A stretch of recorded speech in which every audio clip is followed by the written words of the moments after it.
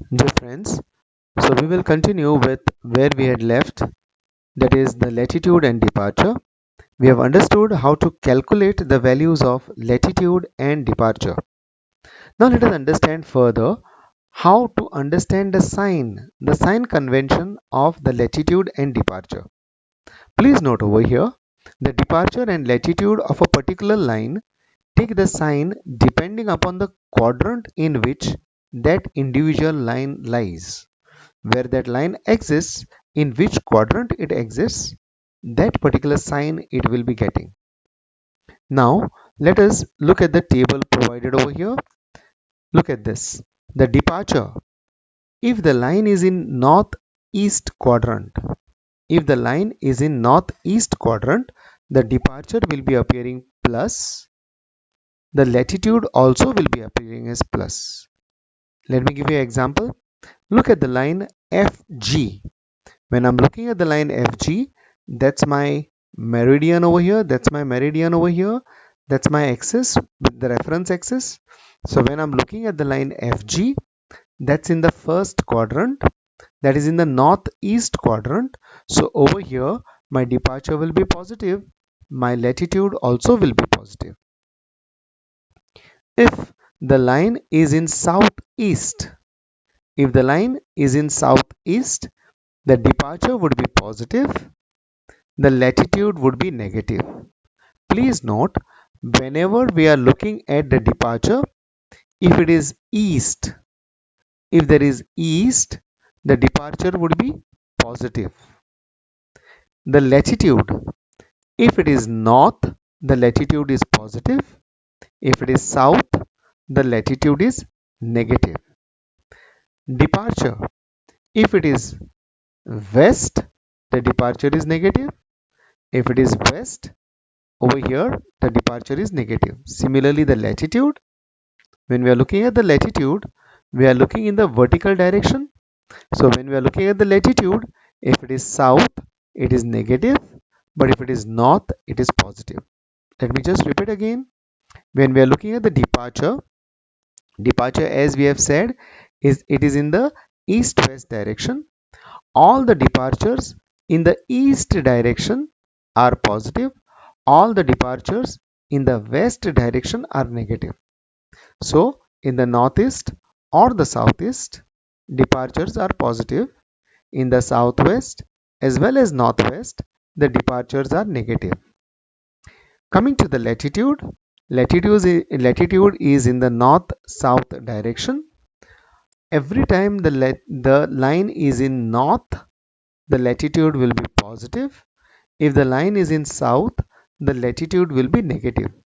Look at this. When the line is in northeast, the latitude is positive. Northwest, the latitude is positive. But southeast as well as southwest, the latitudes are negative. Let us just take some examples. When we are working over here, okay, in this itself, let me just give you some examples. When I said over here, this line FG is in the first quadrant. Over here, the departure is in east direction. The projection of this line is in this direction.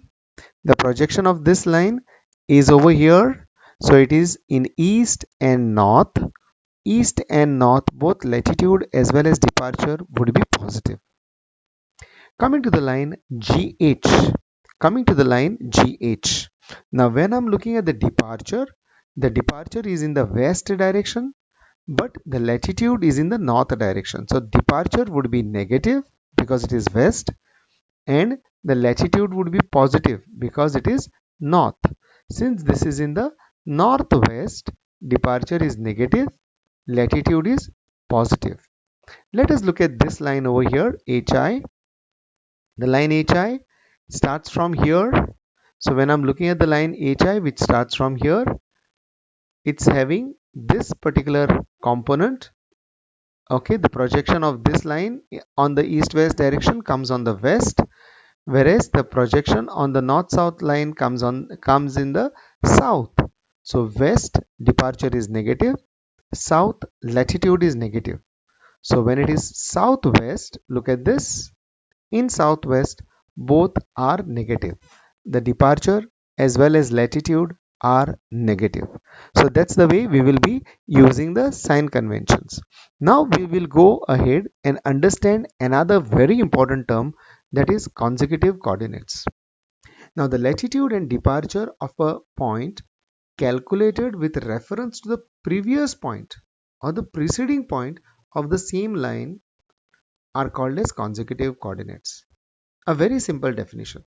When I'm looking at the same traverse over here, FGHIJ, I consider over here at the point F to be my origin 0, 0. I consider my origin to be 0, 0. Now, what is the projection of this line on the horizontal? That is the departure. The projection of this line on the horizontal is my departure, and departure is calculated as d is equal to LFG sine theta. This we have already calculated earlier. D is equal to LFG sine theta. We have already calculated this.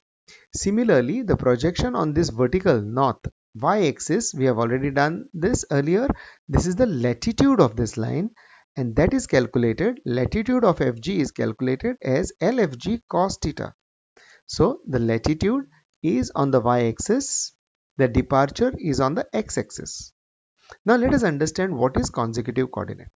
The coordinate of the point G with reference to this point F, considering F is 0, 0, is consecutive coordinate.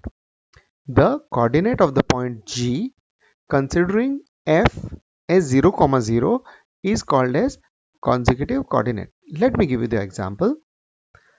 If this theta is 60 degrees of the line FG, the length of FG is 10 meters as we have seen earlier. Coordinate of FG is 0, 0. Then this coordinate over here will be equal to horizontal is D, that is departure, comma vertical is L, that is latitude. So consecutive coordinates of G would be departure, comma latitude. So consecutive coordinates of the point G is equal to the departure, which we have already calculated, 8.66, comma latitude, which we have already calculated as LFG cos theta, comma 5. So the consecutive coordinates of the point G, the consecutive coordinates of the point G are 8.66, comma 5. The consecutive coordinates are the coordinates considering previous one as 0, 0. So considering that as 0, 0, this value over here, the coordinates of the point G, which are termed upon as consecutive coordinates, is 8.66, 5. Let us take another example. Let us try to find out the consecutive coordinates of the point J. Now the same traverse FGHIJ. Let me look at the point J. I'm trying to find out what is the consecutive coordinate of the coordinates of the point J. For that, I have to consider that my previous point I is 0, 0.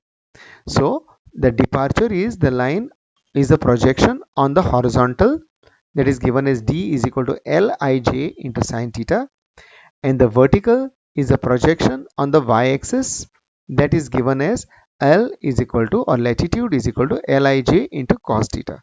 So latitude, departure, which we have already calculated earlier. So let us consider the same values. If theta is 80 degrees, my length of the line is 15 meters. Coordinates of the point I are 0, 0. Then the coordinates of the point J over here are equal to D, that is departure, comma L, that is latitude. Now coming to that over here, now consecutive coordinates of the point J will be equal to D, comma L. Consecutive coordinates of the point J will be equal to, the departure was earlier calculated as 14.77 and the latitude was calculated as 2.60. So the consecutive coordinates of the point J would be 14.77, 2.60. So consecutive coordinates of the point J are the coordinates with reference to I as 0, 0, and the values are 14.77, 2.60. That's how we calculate the consecutive coordinates. Now there is another term which we have to understand, that is easting. Then we will be coming to the other terms called as westing, northing and southing. Now what is easting? When the departure of a line is measured towards east, it is called as easting. Please note over here, in the line FG, the departure is on the east side, not on the west side. When the departure is measured on the east side, it is called as easting. Look at this line, JF. The departure of this line is also on the east side, measured from J. So that would be termed upon as easting. Similarly, for the line IJ, the departure would be appearing on the east side of I. So the departure of this line would be called upon as easting. Please note, easting is departure itself, but since it is on the east side, that departure is labeled as easting. Look at this, of I, easting is on the east side, the departure is on the east side, it is called as easting. Similarly for J, similarly for F.